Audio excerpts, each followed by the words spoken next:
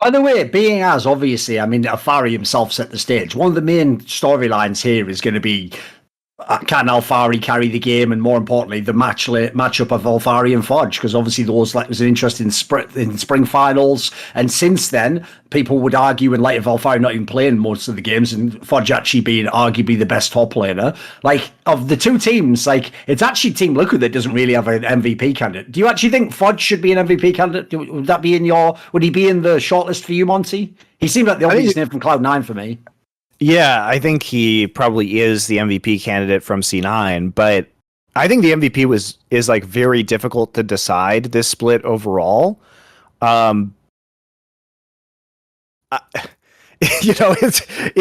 hasn't been, I think, a clear candidate among anyone because 100 Thieves kind of dropped off at the end and EG wasn't very good at the start. Yeah, exactly. And even with TSM, people will say Spica, and I agree that he's an MVP candidate, but he seems like a default MVP because he was on the top ranked team, not because he was necessarily like, this is one of those seasons where surely you should be able to make an argument for an MVP who wasn't on the top team because it's difficult.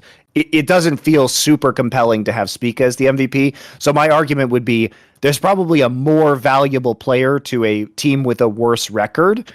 I think you can make a compelling case for Impact in many ways.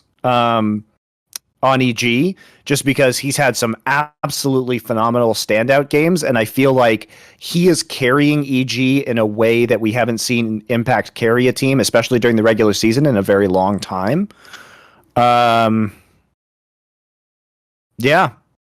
I think if you had to pick somebody on 100 Thieves, you probably pick Abadage, but even then he didn't do as well at the end. That team, it's surely him or FBI. Those are the only real two candidates. Yeah. Right? Which I think both would be fair, by the way. I think FBI's arguably been the best in EC as well. Been pretty good. Yeah. Yeah, I think for me, I think I would put Impact there. And I think you could make an argument for Spica in the top 3, but I don't think it's super clear cut. And yes, I think you could make an argument for Fudge, but I wouldn't take anybody from Cloud9 personally this split. I think that the performance has been too inconsistent, and Cloud9 didn't have an impressive record overall. Like it felt like when they lost, it was because of team mistakes that they were making, and when they won, it wasn't like Fudge was by far the standout player. Now, if you said who was the MVP of MSI, I think you actually do throw. Interestingly, I think you do throw Fudge's name at least as you wouldn't pick Fudge obviously, but he would be a candidate just because even though Cloud9 as a team didn't do great, he was way more important to that team's performance than anybody else at that particular tournament.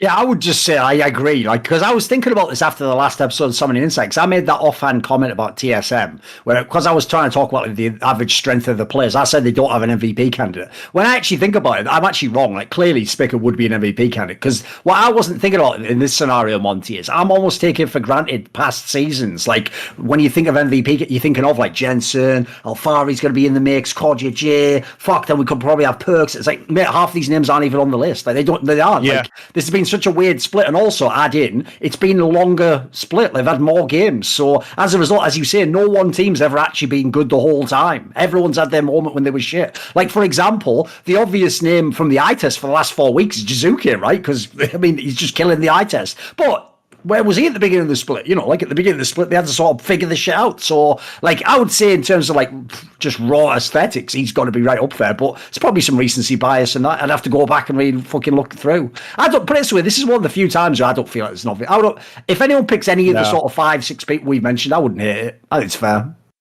Yeah, I really don't think there's a super strong candidate. Like I said, I think I would probably pick Impact just because I think he was a little bit more solid early on than Jizuke, and I don't think it's very easy to separate Jizuke and Impact given EG's current strategy when it comes to their success. And I think Impact has had some really, really high highs this split, which have been very impressive, including like that game where he had the highest like gold difference at 10 or 15 minutes in the history of the LCS, where he just played out of his fucking mind.